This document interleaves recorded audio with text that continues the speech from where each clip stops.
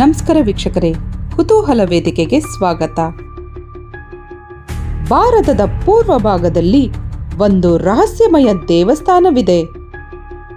ಅಲ್ಲಿ ದೇವಿಗೆ ಮೂರ್ತಿ ಇಲ್ಲ, ಆದರೆ ಲಕ್ಷಾಂತರ ಜನರು ಹೋಗ್ತಾರೆ.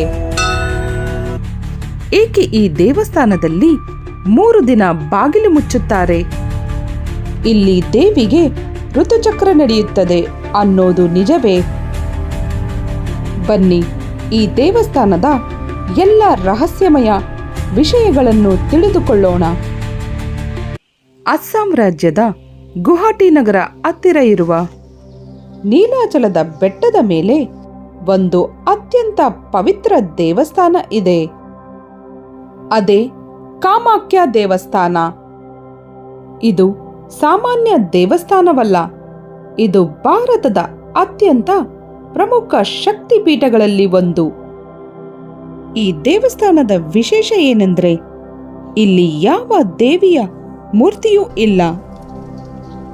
ಬದಲಾಗಿ ಒಂದು ಸ್ವಾಭಾವಿಕ ಕಲ್ಲಿನ ರಚನೆ ಯೋನಿ ಆಕಾರದಲ್ಲಿ ಪೂಜಿಸಲಾಗುತ್ತದೆ. ಈ ಕಲ್ಲಿನೊಳಗೆ ನೀರಿನ ಒಂದು ಸಣ್ಣ ಹರಿವು ಸದಾ ಇರುತ್ತದೆ. ಇದು ಶಕ್ತಿ ಮತ್ತು ಸೃಷ್ಟಿಯ ಸಂಕೇತವಾಗಿ ಪರಿಗಣಿಸಲಾಗುತ್ತದೆ. ಈ ದೇವಸ್ಥಾನದ ಇತಿಹಾಸವನ್ನು ತಿಳಿಯಲು ನಾವು ಪುರಾಣದ ಕಾಲಕ್ಕೆ ಹೋಗಬೇಕು. ಸತೀದೇವಿ ದಕ್ಷ ಪ್ರಜಾಪತಿಯ ಮಗಳು. ಆಕೆ ಶಿವನನ್ನು ಮದುವೆ ಮಾಡಿಕೊಂಡಳು. ಆದರೆ ದಕ್ಷ ಪ್ರಜಾಪತಿಯು ಶಿವನನ್ನು ಇಷ್ಟಪಡಲಿಲ್ಲ. ಒಮ್ಮೆ ದಕ್ಷ ಪ್ರಜಾಪತಿಯು ಒಂದು ಮಹಾಯಜ್ಞವನ್ನು ಮಾಡಿಸಿದನು.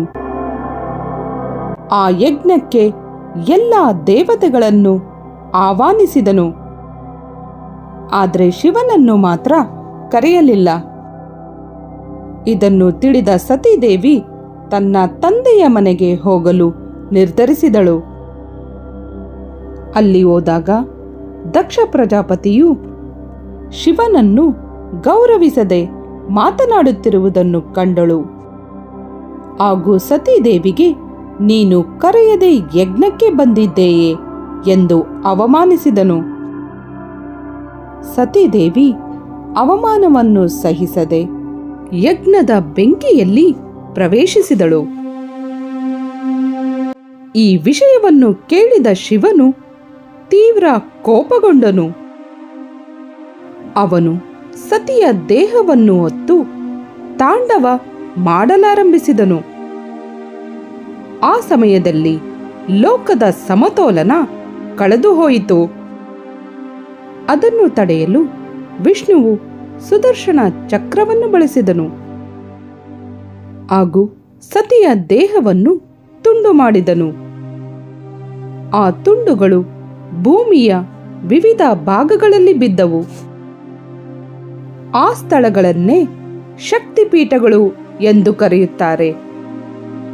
ಇಂತಹ ಶಕ್ತಿಪೀಠಗಳು ಭಾರತದಲ್ಲಿ ಸುಮಾರು 51 ಇವೆ. ಹಾಗೂ ಕಾಮಾಖ್ಯದಲ್ಲಿ ಸತೀದೇವಿಯ ಯೋನಿ ಭಾಗ ಬಿದ್ದಿತ್ತು. ಅದರ ಕಾರಣಕ್ಕೆ ಈ ದೇವಸ್ಥಾನ ಮಹಿಳಾ ಶಕ್ತಿ ಮತ್ತು ಸೃಷ್ಟಿಯ ಸಂಕೇತವಾಗಿದೆ. ಈ ದೇವಸ್ಥಾನದ ಮತ್ತೊಂದು ಪ್ರಮುಖ ವಿಶೇಷತೆ ಅಂಬುಬಾಚಿ ಮೇಳ. ಪ್ರತಿ ವರ್ಷ ಜೂನ್ ತಿಂಗಳಲ್ಲಿ ಅಂಬುಬಾಚಿ ಮೇಳ ನಡೆಯುತ್ತದೆ. ಅಂಬುಬಾಚಿ ಅಂದರೆ ನೀರು ಹೊರಬರುವ ಕಾಲ ಅಥವಾ ಪ್ರಕೃತಿಯ ಬದಲಾವಣೆಯ ಸಮಯ.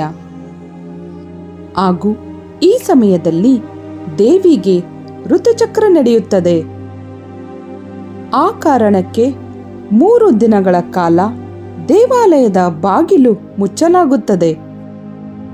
ಯಾರಿಗೂ ಒಳಗಡೆ ಹೋಗಲು ಅವಕಾಶ ಇರುವುದಿಲ್ಲ. ಹಾಗೂ ಪಕ್ಕದಲ್ಲಿರುವ ಬ್ರಹ್ಮಪುತ್ರ ನದಿಯ ನೀರು ಕೆಂಪಾಗುತ್ತದೆ. ಇದನ್ನು ದೇವಿಯ ಋತುಚಕ್ರದ ಸಂಕೇತವಾಗಿ ನೋಡುತ್ತಾರೆ. 4ನೇ ದಿನ ವಿಶೇಷ ಪೂಜೆಯೊಂದಿಗೆ ದೇವಾಲಯವನ್ನು ತೆರೆಯುತ್ತಾರೆ. ಆ ಸಮಯದಲ್ಲಿ ಕೆಂಪು ಬಟ್ಟೆಯನ್ನು ಪ್ರಸಾದವಾಗಿ ನೀಡುತ್ತಾರೆ ಹಾಗೂ ಆ ಬಟ್ಟೆಯನ್ನು ಅತ್ಯಂತ ಪವಿತ್ರವೆಂದು ಪರಿಗಣಿಸಲಾಗುತ್ತದೆ ಹಾಗೂ ಇದು ಮಹಿಳಾ ಶಕ್ತಿಯನ್ನು ಗೌರವಿಸುವ ಅತ್ಯಂತ ವಿಶಿಷ್ಟ ಪರಂಪರೆ. ಕಾಮಾಖ್ಯ ದೇವಸ್ಥಾನ ತಂತ್ರಶಾಸ್ತ್ರಕ್ಕೂ ಪ್ರಸಿದ್ಧ. ಇಲ್ಲಿ ತಾಂತ್ರಿಕ ಪೂಜೆಗಳು ಸಹ ನಡೆಯುತ್ತವೆ. ಈ ಮೇಳಕ್ಕೆ ಲಕ್ಷಾಂತರ ಭಕ್ತರು ಸೇರುತ್ತಾರೆ.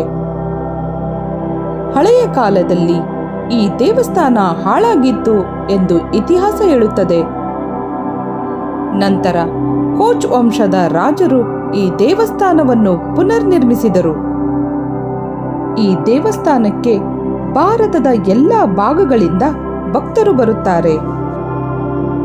ಇಲ್ಲಿ ಸಂತಾನ ಸಮಸ್ಯೆ ಇರುವವರು ಮಕ್ಕಳಿಗಾಗಿ ಪ್ರಾರ್ಥನೆ ಮಾಡುತ್ತಾರೆ.